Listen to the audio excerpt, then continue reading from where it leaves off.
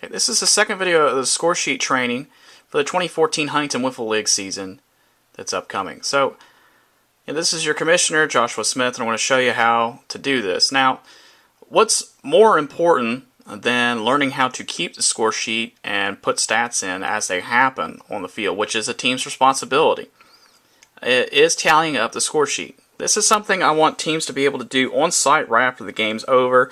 It's something the Terrahawks and the Beaver Fever did during the 2013 season on site because the commissioners had each one of those teams to themselves and they knew what they were doing. Other teams came to do this over time. This is something that can save a lot of time for whoever's going to do stats. I think it should be the home team's responsibility, whichever game, to enter those stats in for both teams into the stats database, which will be featured in the next episode of this series for training.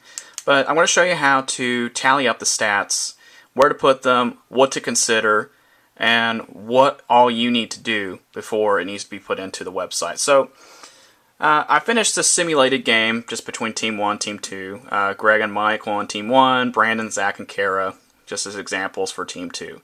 These are based off of nothing, just my own nonsense, okay? So this is just an exercise. So we see now that we put in all the lines to separate how the team did for each inning. Okay, those barriers are very important so that you can know what happens in each inning. Because these sheets are ultimately uploaded onto the website where people can review them just for their own amusement, I suppose. But it's a cool feature of the website. So let's look at Greg first, okay? See, he has a single, a double, a triple, and a home run, a cycle. Okay, and then he has a fielder's choice, a single, a ground out, a strikeout, and a pop out. Okay, so how many hits does he have? 1, 2, 3, 4. Fielder's choice doesn't count. 5. So he's 5 hits. Okay. How many total at bats? He's got 9 here, but the fielder's choice doesn't count as an at bat, so that's 8 at bats. So he's 5 for 8, not bad. Okay, and then you write anything, just like a box score, anything he did outside of a single. Like he has a double, 2B. He hit a triple, it's 3B. He hit a home run. How many RBIs did he have? He had 2 RBIs. Then, it's time for the less glorious stuff. You write, you got a fielder's choice, a walk, and a strikeout. That's the basic stuff we put into the website. Our stats aren't too complicated. We try to keep it simple. Just the basics. Hits, what those hits were, home runs, RBIs, fielder's choice, strikeouts, walks, things like that. We don't keep track of defensive stats like who caught the pop out and all that stuff. It's very simple. We also keep track of left on base, which is something that is very crucial when you look at the score sheet as a whole. If you're the last out of that inning, how many people were left on base? We keep track of that. Okay, now that brings us to Mike. Not so good. A strikeout, a ground out, a pop out, a walk, hit into a double play.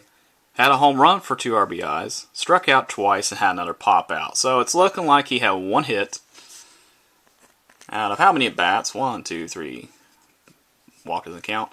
4, 5, 6, 7, 8. So he was 1 for 8 with a home run, 2 RBIs. Okay. 3 strikeouts rather. Looks to be 1 walk. Okay, very simple. Next.